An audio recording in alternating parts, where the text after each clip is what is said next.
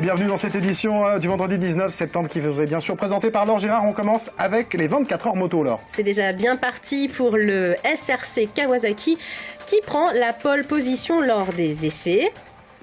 Nous sommes allés à la rencontre d'Eddy Dupuis, le plus jeune patron d'écurie de cette édition. Et puis, autour du circuit et au-delà, le dispositif police-gendarmerie est aussi en action avec 700 agents sur le terrain. Dans le reste de l'actualité, la colère des habitants et des élus de Maillé, leur gendarmerie sera bientôt fermée. Et puis, inauguration du sanctuaire Basile Moreau ce dimanche, le prêtre sartois canonisé en 2007. Mais l'événement sportif du week-end, c'est bien sûr les 24 heures moto. Oui, et le team SRC Kawasaki a d'ores et déjà réalisé un chrono moyen record de 1:37,273 lors des essais. Grégory Leblanc, Mathieu Lagrive et Fabien Fauré s'élanceront donc en pole position ce samedi à 15h bien sûr. La Kawasaki numéro 11 devancera sur la grille de départ la Honda numéro 111, la Yamaha 7 et la Suzuki numéro 1 du CERT, l'écurie sartoise de Dominique Mélian. Alors pour Gilles Staffler, le team manager des Green Boys, la pole position est un début, mais leur objectif est bien de décrocher une 5e victoire consécutive. Au Mans, on l'écoute. C'est l'objectif de Kawasaki et puis du team. C'est vrai que ça nous tient à cœur et bon, comme on a pu voir depuis le début, on travaille vraiment pour ça.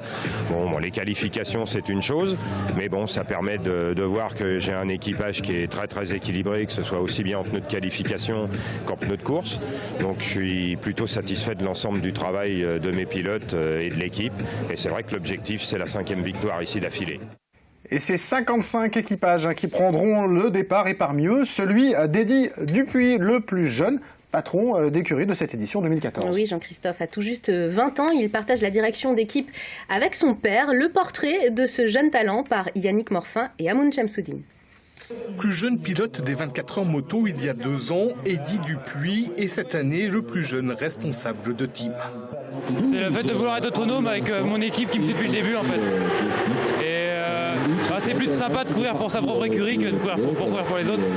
Du haut de ses 20 ans, il a donc créé sa propre écurie et a sélectionné lui-même les pilotes qui l'accompagnent au guidon de la Suzuki numéro 9, une sélection qui s'est faite sur des critères bien précis. Les chronos, il y a aussi le côté humain qui est important. Faut pas rouler avec des gens avec qui tu t'entends pas. Pour ces 24 heures, il est également épaulé par son père, Stéphane, un papa pas peu fier de son fiston. Il nous renvoie énormément d'informations.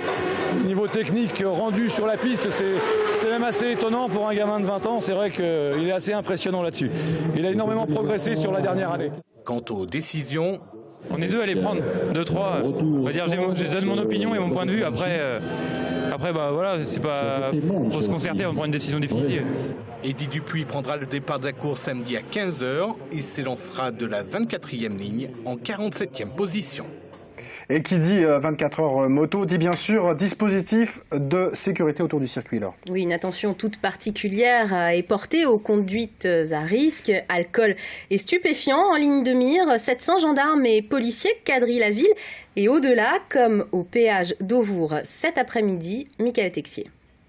Pour certains, la fête des 24 heures du Mans est terminée sans même avoir commencé. L'équipage de cette voiture venue de Bretagne n'ira pas sur le circuit. Dans les poches du passager, 2 sachets de cannabis. Le contrôle salivaire du conducteur est quant à lui positif aux stupéfiants. Le conducteur risque une suspension administrative de son permis de conduire dans l'attente d'une décision judiciaire. Quant au passager qui détenait ces produits stupéfiants, et il va faire l'objet d'une procédure pénale avec directive du parquet. En fonction des antécédents, cette personne sera poursuivie devant la justice. Les contrôles sont incessants toute l'après-midi au péage d'Auvour, principale voie d'accès des spectateurs. Ceux-là avaient prévu ce qu'il faut pour faire un feu, mais ce qui intéresse les gendarmes, c'est l'alcool et les stupéfiants, mais pas seulement.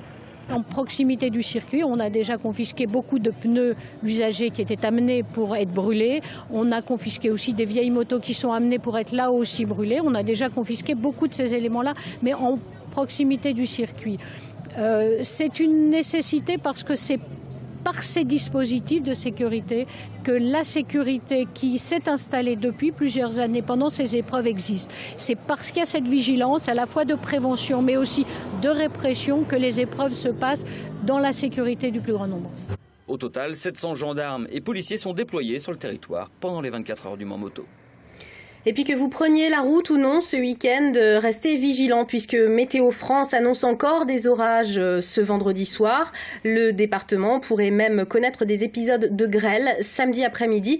Le vent devrait également souffler en rafale. Dimanche, les orages laisseront place à un régime d'averses. Le soleil, lui, devrait revenir lundi, Jean-Christophe. Eh bien, espérons en tout cas au chapitre judiciaire. 18 ans ont été requis à l'encontre de l'accusé qui comparaissait aux assises de la Sarthe dans l'affaire de la fusillade des Glonnières. Une fusillade qui a eu lieu en février 2012. L'avocat général estime que l'accusé a bien eu l'intention de donner la mort à la victime lors d'une livraison de 15 kilos de cannabis qui a mal tourné. La victime est aussi en détention provisoire pour faits graves. Le verdict est attendu ce vendredi soir. Justice toujours, la peine de Willy Bernard est réduite à 1 an de prison en appel. Oui, l'ancien président du SCO d'Angers a vu sa condamnation confirmée ce jeudi par la cour d'appel angevine, mais il écope d'1 an au lieu de 2 initialement requis par le tribunal correctionnel du Mans. L'homme d'affaires était poursuivi pour avoir trompé le fisc pour un montant de 800 000 €. Et en bref, le conseil municipal du Mans, réuni ce jeudi soir, a voté l'augmentation de 3 taxes. Dont la taxe sur les surfaces commerciales créée en 2011 pour compenser la fin de la taxe professionnelle. Elle concerne les commerces de détail dont la surface de vente dépasse 400 mètres carrés et dont le chiffre d'affaires annuel atteint au moins 460 000 € hors taxe. Elle atteint donc désormais son plafond légal. La gendarmerie de Maillet, bientôt fermée. Oui, une annonce faite cet été, mais les élus locaux et les habitants ne l'entendent pas de cette oreille. Ils se réunissaient ce vendredi pour dénoncer la disparition d'un service public de proximité. Lucille Canté. Maillet, son église, sa mairie, son bureau de poste et sa gendarmerie. Enfin, plus pour très longtemps. Puisque d'ici 2 à 3 ans, les 8 gendarmes quitteront la brigade. Une annonce vécue comme une douche froide par le maire qui compte bien tout faire pour garder sa gendarmerie. On tient énormément à notre brigade pour en assurer un service de proximité et la sécurité de nos Maillettais. D'où cette forte mobilisation. Et si nous ne sommes pas entendus, nous reviendrons demain, mais avec l'ensemble de la population, non seulement de Maillet, mais des communes, de la communauté de communes, tout l'ensemble, c'est-à-dire peut-être 7 ou 8 000 habitants, pour justement faire une action pour peser contre la fermeture de ces établissements. Rassembler avec lui des élus des communes alentours, concernés ou non par cette fermeture, mais tous inquiets pour la tranquillité des campagnes. Aujourd'hui c'est Maillet, demain ça va être Aubigné, et puis il n'y aura plus qu'une gendarmerie pour 30 000 ou 50 000 habitants, donc c'est vraiment forcément inquiétant. Au total, ce sont 4 500 Sartois à Maillet, Verneil et Sarcé qui sont concernés par cette décision. Alors, les commerçants se mobilisent à l'image de la boulangère qui a lancé une pétition. J'ai pas mal de signatures. J'ai 1, 2, 3, 4, 5, 68 signatures. 68 signatures depuis la veille, donc, dans cette boulangerie. Mais la pétition circule aussi dans tous les commerces de la ville. Déjà par rapport au commerce, parce qu'on est quand même concerné, les attaques en journée, c'est quand même assez fréquent. Bon, le fait d'avoir une brigade pas très loin, ça rassure, quoi.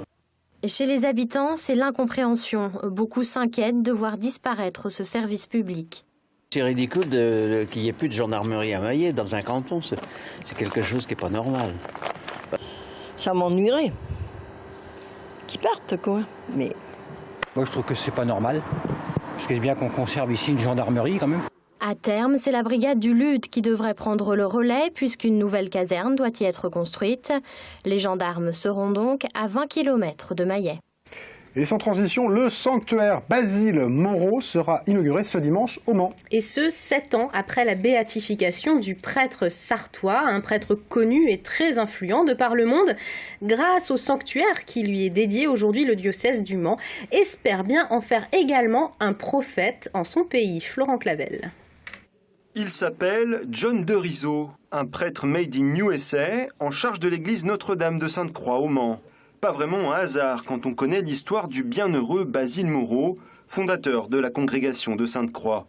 Après la Révolution, le prêtre manceau veut réévangéliser la campagne française, mais il ne s'arrête pas là. Moi qui suis originaire de New York, J'ai fait mes études à Notre-Dame, en Indiana, et donc c'était là-bas où j'ai fait la connaissance des prêtres et des frères de Sainte-Croix. D'autres établissements scolaires, mais aussi des œuvres de charité seront fondées dans une vingtaine de pays. Et c'est l'une des fidèles de Basile Moreau, plus de 80 ans après sa mort, qui réclame ses reliques. Nous sommes en 1948. Cette femme mourante veut être soignée d'une maladie incurable, et le miracle a lieu. Les escaliers à gauche. Merci. Un fait reconnu par l'Église qui mène le prêtre droit à la béatification en 2007 au Mans. Un événement qui avait profondément marqué ses fidèles à l'époque. Ce n'est pas la fin, c'est le commencement. On poursuit le rêve du père Moreau partout à travers le monde. 7 ans plus tard, Basile Moreau reste pourtant méconnu en France. L'inauguration d'un lieu sacré ce dimanche dans l'église qu'il a construite doit contribuer à sa reconnaissance. L'idée, c'est d'établir ici un sanctuaire pour annoncer la spiritualité, pour faire connaître la spiritualité de Basile Moreau, du bienheureux Basile Moreau. Ses fidèles espèrent un jour une canonisation, il faudrait alors un autre miracle. Plus d'informations sur les événements liés à l'inauguration du sanctuaire sur le site du diocèse du Mans. Ça commence dès ce samedi. Et voilà, c'est la fin de ce journal. Restez bien sûr avec nous dans un instant. C'est l'actu vue par les politiques avec Laure Gérard.